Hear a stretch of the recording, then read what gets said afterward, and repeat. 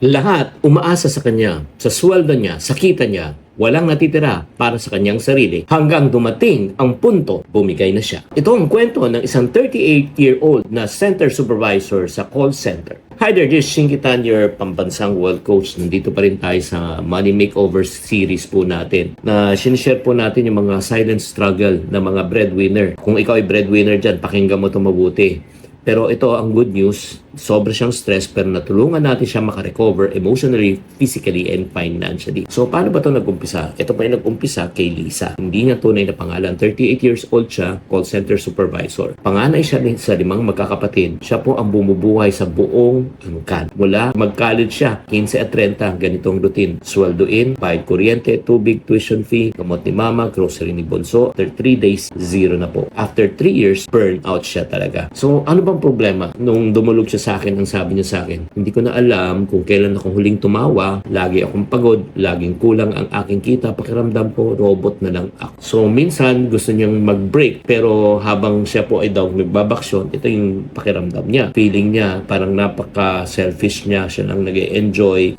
nagigilty siya. So ano ginawa niya? Sinubukan niya talagang mag-provide sa pamilya at syempre naman, gusto rin mag-provide sa sarili. Nag-ipon siya, pero anong nangyari? Nung nag-ipon siya, again, meron namang emergency. Naubos na naman ang pera at isang gabi, habang nag-overtime siya sa opisina, bigla na lang siyang humagulgul, nag-breakdown at di na niya kaya. So ano nangyari? Nag-usap po kami. We had a coaching session. Not just we talked about money, but we talked about her mental and emotional state. Kasi alam mo, minsan tinitignan lang po natin yung financial aspect, pero yung mental and emotional health, nakakalimutan po natin. So tinanong ko sa kanya, para kanino ka ba talaga kumakayod? And then, sinulat po namin. Una, priority niya, syempre pamilya niya, tapos magkano ginagastos, and yun nga, na-discover namin yung 5 responsibilidad pala, hindi lang pala siya yung parang anak, meron pa siyang mga kapatid na pwede palang paghati-hatian ang responsibilidad. Anong ibig sabihin? Kaya nga, kung ikaw nakikinig at nanonood, huwag mong aakuin lahat ng responsibilidad. Pag inako mo ang responsibilidad, anong gagawin ng iba? Talagang ibibigay yan sa'yo. And then number 2, ang ginawa po namin, we did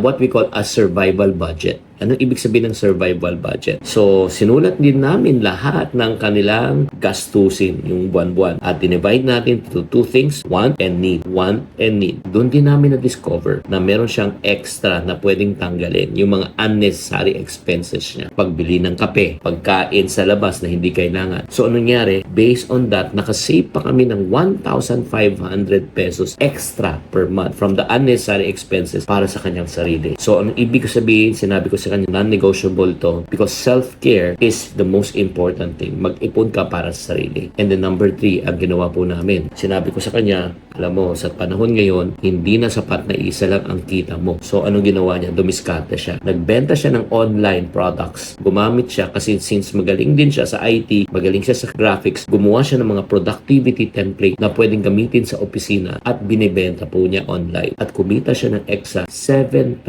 pesos a month on top of her job. So yung 7,000, ano ginawa na naman natin? Hindi ginastos yun. Nilagay na naman namin po sa ipon. And finally, ito yung pinakamaganda. She created her first financially boundary na parang script na sinasabi niya kanyang sarili at sinasabi niya sa mga taong humihingi ng tulong sa kanya. Ito yung tinuro namin. Sinabi ko, mahal ko kayo pero hindi ko kayang sagutin lahat ng mga gusto nyo. Meron din akong sariling plano. Sana maintindihan ninyo. Nung sinabi po niya, ang reality is po, masakit sa una, pero kinakailangan pong sabihin. Kasi hindi talaga kayang salbahin ang lahat. At pag sinalba ang lahat, yun nga, burnout at siya ang malulunod. So, to cut the long story short, after 6 months, nag-usap kami ulit. Ano po naging resulta? Meron na siyang 25,000 pesos na emergency fund. Mas magaan na kanyang bayarin. Natututo na rin mag-ambag ang kanyang mga kapatid. Ngayon po ay mingiti na siya sa kanyang mga labi dahil may sobra na, may ipon na, at nagkakasya na. Kaya nga, shout out sa mga breadwinners na mga mga bayani. Alam mo, kahit na bayani ka, kailangan mo rin magpahinga. Deserve mo na magbakasyon. Deserve mo talagang mag-enjoy. Oo, hindi ka nag-iisa. Kung itong storya na ito ay nakapukaw na iyong damdamin at gusto mo talagang matulungan ko kayo, lalo na sinasabi, Chinky, I need also people to help me with my finances. So if you want coaching from me, all you need to do is just go to the comment section, fill up a form, and let's talk about it. Maraming salamat. Sana naman nakatulong tong episode na ito at sana naman na-inspire po kayo na maging matalinong breadwinner. At tandaan, tamang karunungan, tamang disiplina ang susi sa pagyaman.